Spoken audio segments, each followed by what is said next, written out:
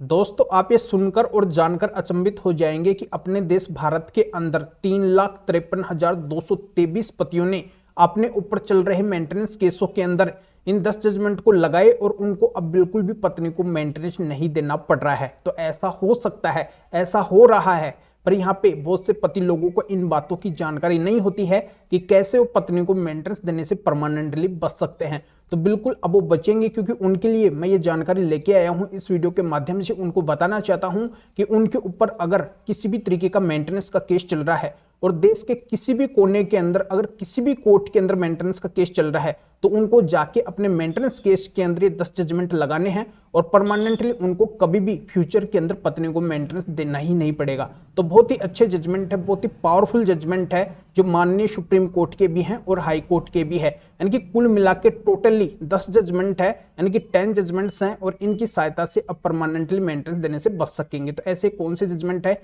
क्या बातें in judgement के अंदर कही गई है, ये पूरी जानकारी इस वीडियो के अंदर आपको बताने वाला हूं।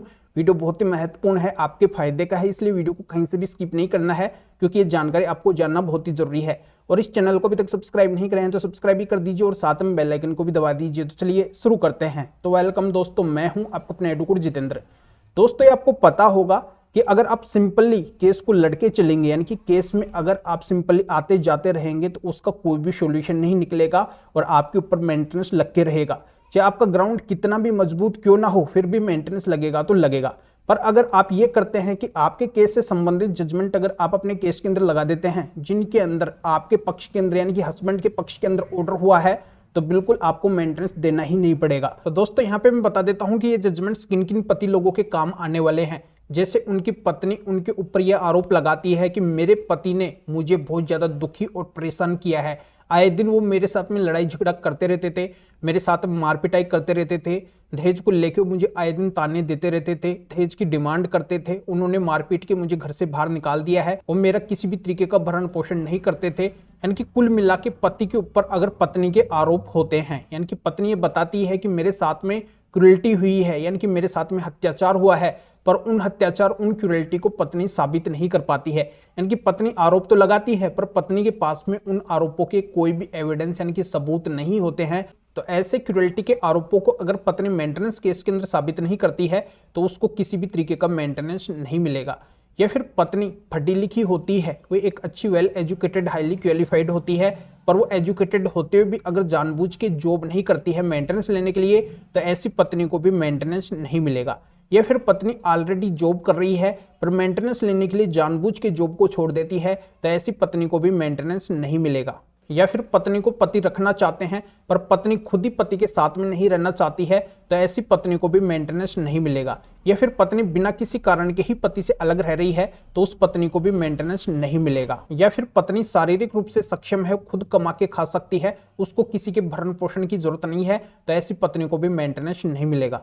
तो दोस्तों ये बातें अगर आपके केस के अंदर भी लागू होती है, यानी कि आपका भी मामला अगर इसी तरीके का है, तो आप किसी भी तरीके के मेंटेनेंस केस के अंदर मेंटेनेंस देने से बच सकते हैं। यानी कि एचएमए सेक्शन 24 के केस के अंदर भी आपको मेंटेनेंस नहीं देना पड़ेगा, 125 सीआरपीसी या फिर बीएनएसएस 144 के केस के अंदर भी आपको मेंटेनेंस नहीं देना पड़ेगा और डीयू के केस के अंदर भी आपको मेंटेनेंस नहीं देना पड़ेगा। तो दोस्तों जैसा आप चाहते हैं कि बिना वजह आप पत्नी को मेंटेनेंस ना दे, तो आपको मेंटेनेंस बिल्कुल भी नहीं देना पड़ेगा। अगर आपकी पत्नी गलत है, झूठी है, वो अगर बिना वजह ही आपसे मेंटेनेंस लेना चाहती है, झूठा केस वो कर रखी है, तो उसको आप मेंटेनेंस देने से इस तरीके से बच सकते हैं। अब से पहले आपका खूब पैसा मेंटेनेंस के नाम पे खर्च हो चुका है और आगे भी आपको मेंटेनेंस देना पड़ेगा, जिसमें काफी पैसा आपका खर्च होने वाला है और आप पत्नी को मेंटेनेंस बिल्कुल भी नहीं देना चाहते हैं। तो आप अगर अपनी मेहनत की कमाई को अपने पास में ही रखना चाहते हैं, पत्नी को नहीं देना चाहते हैं, तो ऐसे में इन जजमेंट्स को आपको अपने केस के अंदर जरूर लगाना है। तो इन 10 जजमेंट्स के अंदर कुछ जजमेंट माननीय सुप्रीम कोर्ट के हैं तो हाई कोर्ट के भी हैं, ऐसे करके टोटली 10 जजमेंट है